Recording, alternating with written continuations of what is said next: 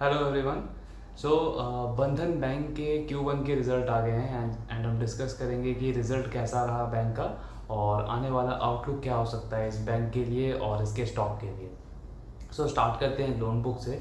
तो बहुत लंबे टाइम से हम बंधन बैंक के साथ ये देख रहे हैं कि उनकी जो मैनेजमेंट है वो गाइड कर रही है 20% 22% की ग्रोथ की, बट एक्चुअल में जो उनके नंबर्स आ रहे हैं वो बहुत ही ज़्यादा कम आ रहे हैं। Q1 में भी अगर हम देखें तो उनकी जो लोन बुक की ग्रोथ है वो अराउंड 6 साढ़े 6% के आसपास रही है, मोटा मोटा 7% अगर हम देखें।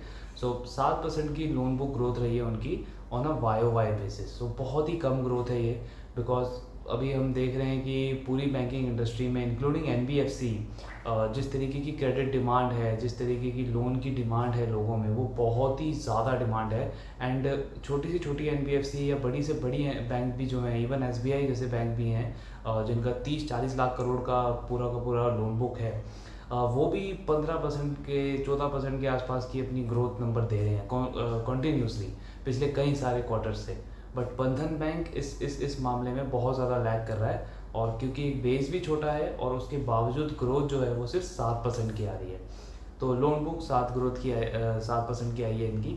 देन अगर हम डिपॉजिट ग्रोथ की बात करें तो वो इनका करीब करीब 17% का आया है। अभी इस पर भी हम डिस्कस करेंगे कि ये 17% देखने में तो ज़्यादा लग रहा है, बट जब हम इसका थोड़ा डीप एनालाइज करते हैं तो हमें पता चलता है कि ये भी बहुत बहुत हेल्दी नंबर नहीं है बैंक के लिए। देन अगर हम मार्जिन की बात करें तो बंधन बैंक का मार्जिन जो है, नेट इंटरेस्ट मार्जिन, वो अराउंड 7.3% का है। लास्ट ईयर सेम क्वार्टर में ये नंबर जो था वो करीब 8% के आसपास था। ऑन अ YoY बेसिस पे अगर हम देखें तो ये करीब करीब 70 बेसिस पॉइंट का इसमें रिडक्शन आया है नेट इंटरेस्ट मार्जिन में। इवन दो जबकि जैन से मार्च तक का जो क्वार्टर था उसमें जितनी भी ये बैंक्स थे या जितने भी NBFCs थी जो माइक्रो फाइनेंस कस्टमर्स को लैंड करती थी, उन्होंने अपने इंटरेस्ट रेट जो है वो बढ़ाए थे। तो वो बढ़ाने के बावजूद बंधन बैंक का net interest margin last year से भी कम आया है। देन अगर हम जो हमने डिपॉजिट बुक की बात की थी बंधन बैंक की, अगर हम उसका थोड़ा सा डीप एनालाइज करें तो बंधन बैंक का जो कासा रेशियो था, यानी कि करंट अकाउंट सेविंग अकाउंट, वो लास्ट ईयर सेम क्वार्टर में 43% का रहा।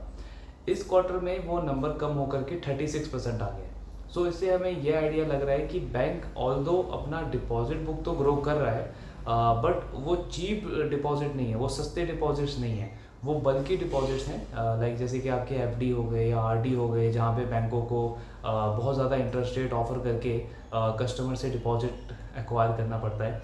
एंड उसकी वजह से बैंक्स का या NBFCs का जो इंटरेस्ट इनकम है वो उस पर अफेक्ट पड़ता है, बिकॉज अल्टीमेटली आप लोन पे जितना इंटरेस्ट कमा रहे हो ऑलमोस्ट वो नेग्लिजिबल हो जाता है, वो मिटिगेट हो जाता है जब आप इतना ज़्यादा हाई इंटरेस्ट रेट पे करते हो अपने कस्टमर्स को। तो बैंक का कासा रेशियो लगातार कम होता गया है। 43% से ये लास्ट मार्च क्वार्टर में 39% पे था, और अभी ये और कम होके 36% के आसपास आ गया। देन अगर आगे बढ़े तो सबसे बड़ा जो ड्रॉबैक आया है बंधन बैंक के रिजल्ट में वो है इनके एसेट क्वालिटी को लेके।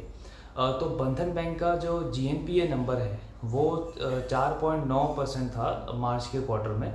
इस क्वार्टर में वो नंबर बढ़ के सीधे 6.8% हो गया, यानी कि 6.8% का इनका GNPA का नंबर हो गया। और इतना ज़्यादा एसेट क्वालिटी में डिटोरियोरेशन हम इस टाइम पे विटनेस कर रहे हैं जब सारे बैंक्स, ये हमने फेडरल बैंक के रिजल्ट में भी डिस्कस किया था, जब सारे बैंक्स बहुत हेल्दी एसेट क्वालिटी के नंबर दे रहे हैं, सबकी रिकवरी अच्छी है, सबका अपग्रेड का नंबर अच्छा है, कलेक्शन एफिशिएंसी सारे बैंक्स की, सारी NBFCs की अच्छी है, और इस टाइम में बंधन बैंक अपने NPA नंबर में इतना बड़ा एक जो राइज है वो विटनेस कर रहा है 4.9% से 6.8% के आसपास। अब इसमें सबसे बड़ा रीज़न जो दिया है बैंक ने इसके पीछे, कि RBI का एक सर्कुलर आया था जो इम्प्लीमेंट हुआ है अराउंड 1 अप्रैल 2023 के आसपास, जिसमें जैसे बंधन बैंक है या और भी इनकी कैटेगरी के जो बैंक्स हैं जो कि स्मॉल लैंडिंग करते हैं, माइक्रो लैंडिंग करते हैं, उनको गवर्नमेंट की तरफ से एक स्कीम थी लाइक ECLGS, एक तरीके की स्कीम थी जो गवर्नमेंट के थ्रू गारंटीड थी कि इसमें सर्टेन अमाउंट, सर्टेन परसेंटेज, अगर बैंक का लॉस भी हो जाता है, कस्टमर रीपे करने में सक्षम नहीं रहता है, तो वो गवर्नमेंट उसको गारंटी देती थी एंड गवर्नमेंट उसको मेक श्योर करती थी कि बैंक को या एनबीएफसी को ये पैसा वापस रिकवर होगा थ्रू गवर्नमेंट। एंड इस पे अभी तक बैंकों को या एनबीएफसी को किसी भी तरीके की कोई प्रोविजनिंग करने की ज़रूरत नहीं थी। एनपीए को सपोज अगर इस तरीके की स्कीम में कोई कस्टमर अगर एनपीए में आ भी रहा है तो बैंकों को अभी तक कोई ज़रूरत नहीं थी कि वो उनको एनपीए डिक्लेयर करे। बट 1 अप्रैल से आरबीआई ने ये रेगुलेशन लाया कि इवन दो अगर आप गवर्नमेंट के स्कीम के अंडर भी कोई लोन दे रहे हो किसी कस्टमर को, बट अगर कस्टमर आपको पे करने में डिफ़ॉल्ट हो रहा है, एनपीए अगर उसका आ रहा है, तो आपको वो एनपीए डिक्लेयर करना है। सो वो एक रीज़न दिया है बंधन बैंक ने कि उसकी वजह से इनका एनपीए एकदम से इतना बढ़ गया है। बट इसमें अगर हम एक कॉन्ट्राडिक्टरी थॉट देखें तो मोस्टली बैंक्स ने क्या किया, इवन अगर हम पीएसयू बैंक को भी इसमें इंक्लूड करें जो माने जाते हैं एसेट क्वालिटीज इनकी अच्छी नहीं रहती, बट इस मामले में इवन पीएसयू कई सारे पीएसयू बैंकों ने भी पिछले 3-4 क्वार्टर से ऑलरेडी एक प्रोफॉर्मा बेसिस पे ये डिक्लेयर करना स्टार्ट कर दिया था कि हमारा एग्जैक्ट एनपीए तो अभी इतना है, बट अगर हम ये गवर्नमेंट वाली स्कीम जो है इसकी एनपीए को भी इंक्लूड करें तो हमारा एनपीए इतना आएगा। तो उससे इन्वेस्टर्स को और जितने भी एनालिस्ट हैं उनको एक आइडिया मिल जाता है कि अच्छा बैंक की एसेट क्वालिटी एक्चुअल में इतनी है, बट अगर थोड़ा सा अगर इस वाले पोर्शन को भी ऐड कर दिया जाए तो ये एक्चुअल इस तरीके की पिक्चर दिखेगी। बट बंधन बैंक ने इस तरीके की चीज़ नहीं करी थी पिछले किसी भी क्वार्टर में। इवन Q4 का भी जो उनका नंबर आया था उसमें भी बैंक ने कुछ भी ऐसा डिक्लेयर नहीं किया कि आने वाले टाइम में उनका एनपीए बढ़ सकता है या ऐसा कुछ हो सकता है। सो इस वजह से ये चीज़ और भी ज़्यादा नेगेटिव लगती है, क्योंकि आपको तो पता ही है एज अ बैंक कि आपके अंदर क्या चल रहा है, किस तरीके की एसेट क्वालिटी है, किस स्कीम के अंडर आपने लैंड किया है, किन कस्टमर्स को, कौन से कस्टमर्स आपको रीपे नहीं कर रहे हैं और एक्चुअल में आपका एनपीए नंबर क्या है। तो अगर आप आज के टाइम पे अगर इन्वेस्टर के साथ में ये डिस्क्लोज नहीं करते हो प्रॉपरली तो ये बहुत ही ज़्यादा नेगेटिव देखा जाता है। एंड दैट्स वाई हम देख रहे हैं कि बंधन बैंक का स्टॉक भी जो है वो बहुत ही बुरी तरीके से पिटा है पिछले 1 साल के अंदर। देन इसमें एक तो आपने एनपीए नंबर आपका बहुत ही ख़राब है, वो सडनली बढ़ गया, आपने लोगों इन्वेस्टर के साथ में उसको डिस्क्लोज़ नहीं किया। देन सडनली क्या हुआ, अराउंड 2 हफ्ते पहले जो बैंक के सीएफओ थे उन्होंने सडनली रिज़ाइन कर दिया। तो ये उस पर एक और बड़ा नेगेटिव पॉइंट आया ये बंधन बैंक के ऊपर। और इसीलिए इन सारे रीजंस की वजह से देन अगर आप देखोगे इनकी ग्रोथ ही नहीं है।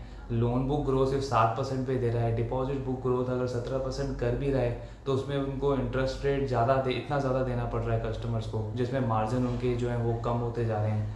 और ना डिपॉजिट बुक बच रहा है, ना आपका लोन बुक ग्रोथ हो रहा है, ना मार्जिन बच पा रहे हैं, ऊपर से जो एसेट क्वालिटी है वो ख़राब होती जा रही है, प्रोविजनिंग आपको ज़्यादा करनी पड़ती जा रही है। इसलिए आप नेट प्रॉफिट ग्रोथ देखोगे तो इनका -19% का आया है इस क्वार्टर में।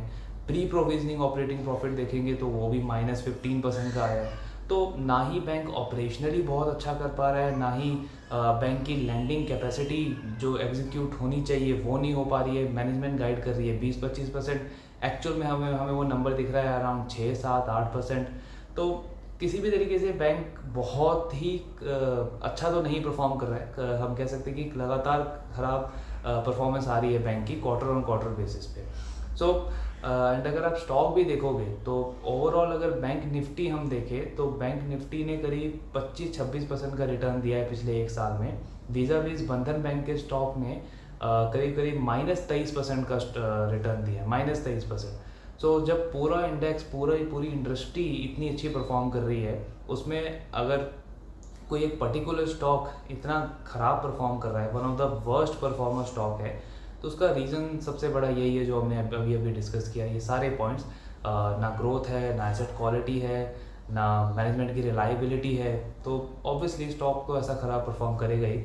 एंड पर्सनली मुझे नहीं लगता आने वाले टाइम में भी जब तक कि ये नंबर्स इम्प्रूव होने स्टार्ट नहीं हो जाते कोई भी पॉजिटिविटी रहेगी बंधन बैंक के स्टॉक के लिए। आई डोंट नो नीचे कितना जाएगा, बिकॉज ये प्रिडिक्ट करना मुझे नहीं लगता कोई सेंस है इस बात का कि हम प्रिडिक्ट करें कि बंधन बैंक का कितना नीचे जा सकता है।